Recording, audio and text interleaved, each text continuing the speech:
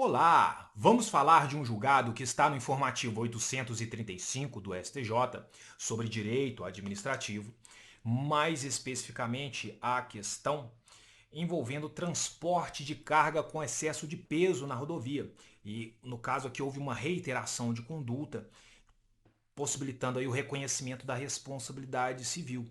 E aí existe um direito ao trânsito seguro, né? E aí o que vem a discussão aqui sobre a existência ou não de bis in idem em uma tutela coletiva nessas situações. E aí o destaque ele diz o seguinte: o direito ao trânsito seguro, bem como os notórios e inequívocos danos materiais e morais coletivos decorrentes do tráfego reiterado em rodovias de veículo com excesso de peso, autorizam a imposição de tutela inibitória e a responsabilização civil do agente infrator. Então, o que está acontecendo aqui? Existe aqui um transporte em rodovia de veículo com excesso de peso. E essa empresa, esses caminhões, eles foram autuados já administrativamente e continuam fazendo a mesma coisa. E nesse cenário, o Ministério Público enxergou uma possibilidade de propor uma ação civil pública. Falou assim, olha, a sanção administrativa não está sendo suficiente. E aí nesse cenário vem aqui as informações do inteiro teor, do informativo, que deixa mais claro a situação. No caso, né, trata-se de ação civil pública proposta pelo Ministério Público Federal, visando a condenação de uma empresa ao pagamento de danos materiais e morais coletivos em razão do tráfico de veículos de carga com excesso de peso nas rodovias. E aí a sentença, lá no primeiro grau, julgou o pedido improcedente. O argumento do juiz de piso foi no sentido de que a conduta já é punida pelo CTB, Código de Trânsito Brasileiro, e não é competência do judiciário substituir o legislador para agravar a penalidade ou estabelecer nova sanção. E aí esse julgado ele foi mantido no tribunal recorrido. Então, o primeiro grau falou, ó, improcedente, já tem aí uma punição administrativa. Subiu para o segundo grau, improcedente. Continua sendo improcedente. Tem já uma sanção administrativa. Pois bem, chega-se ao STJ. E aí vem o STJ explicando, olha só, a fim de preservar a integridade das vias terrestres, bens públicos de uso comum do povo, assim como para a segurança do trânsito, está lá no artigo 231, inciso 5 do CTB, que o tráfego de veículo com excesso de peso constitui infração administrativa de natureza média sujeita à aplicação de multa. Ok?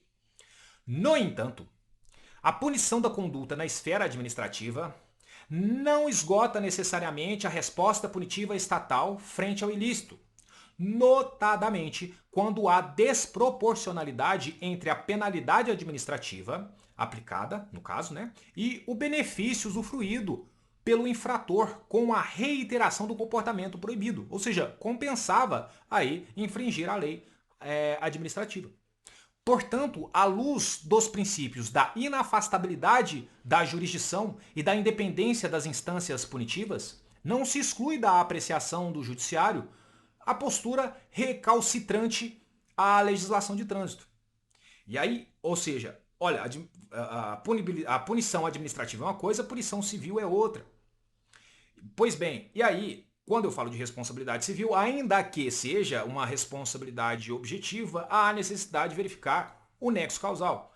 Como que eu tenho certeza de que aquele dano à malha viária ali foi decorrente daqueles caminhões, daquela empresa? E aí, o argumento muito acertado do STJ diz o seguinte, olha, isso aí é fato notório, ou seja, nem prova precisa. É fato notório o nexo causal existente entre o transporte com excesso de peso e a deteriorização da via pública decorrente de tal prática. A circulação de veículos com sobrepeso danifica a estrutura da malha viária, abreviando o seu tempo de vida útil e ocasionando dispêndio de recursos públicos, além dos graves danos materiais gerados ao patrimônio público. Há então ofensa in re ipsa a direitos coletivos e difusos, de caráter extrapatrimonial, como a ordem econômica e o meio ambiente equilibrado, e também a segurança dos usuários das rodovias. Veja toda essa argumentação para dizer que o nexo causal aqui, ele é um fato notório, independe de prova, e no caso há uma ofensa em ré ipsa a direitos coletivos difusos de caráter extrapatrimoniais. Ele cita o exemplo. O que é extrapatrimonial? O que? Ordem econômica, meio ambiente equilibrado e segurança dos usuários da via. Beleza. E aí vem a outra questão, olha, e a aplicação da multa administrativa ela não exclui a imposição da tutela inibitória prevista lá na Lei de Ação Civil Pública, mais especificamente no artigo 11. A multa administrativa de caráter abstrato e sancionadora de ilícitos pretéritos em nada se confunde com a multa civil, a chamada astrientes, né? Fixada para dissuadir a conduta contumaz do infrator recalcitrante, bem como assegurar o cumprimento das obrigações judicialmente estabelecidas. E não existe, portanto, indevido bis in idem nas múltiplas respostas estatais dirigidas a uma mesma conduta contrária ao ordenamento. As principais premissas que embasaram, então, essa decisão, que inclusive há precedentes também nesse sentido aí de não existir um bis in idem quando é necessária uma resposta estatal para além da administrativa, nós temos o seguinte fundamento do STJ. As principais premissas que embasaram tais precedentes foram didaticamente sintetizadas nos seguintes termos. Primeiro, existe um direito coletivo ao trânsito seguro.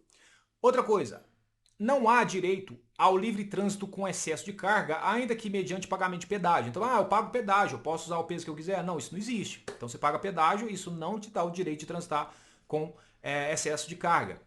Outros, entre vários pontos aqui, vamos citar mais uns interessantes sobre essa fundamentação. O dano decorrente do transporte de cargas em excesso é notório e direto, dispensando a produção de prova específica. É a questão de falar que é fato notório, não tem que produzir prova para falar que transitar com excesso de peso em rodovia gera dano à malha viária.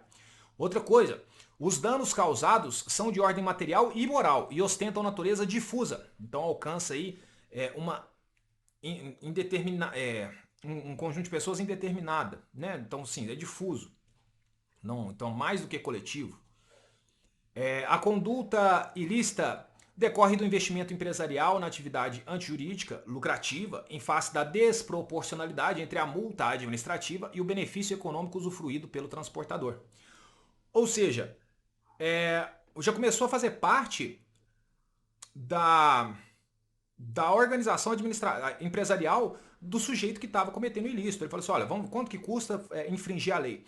A multa administrativa é quanto? Vamos colocar isso como um prejuízo intrínseco à minha atividade, né? E eu vou fazer um investimento empresarial para continuar praticando essa atividade antijurídica, porque é desproporcional a multa, eu consigo ainda ter um benefício econômico mesmo infringindo a lei.